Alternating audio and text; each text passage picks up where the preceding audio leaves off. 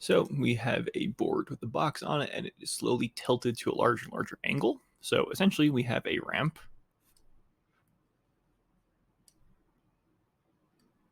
And this angle here is increasing and increasing and increasing. And at first, this box is not moving because we have force of static friction going to the left, and we have weight parallel to the ramp going to the right. And eventually, weight parallel will overcome force of static friction, and then the box starts to accelerate rather than sliding with constant speed. And we want to know, why does this happen?